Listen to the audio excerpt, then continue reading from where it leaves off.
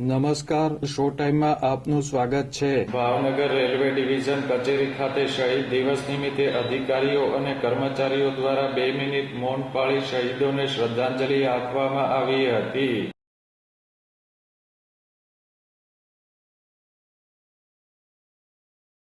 Divisional railway manager Dinesh વર્માની ઉપસ્થિતિમાં યોજાયેલ કાર્યક્રમમાં રેલવે વિભાગના અધિકારીઓ અને કર્મચારીઓએ 2 મિનિટ મૌન પાળી શહીદોને શ્રદ્ધાંજલિ આપી હતી।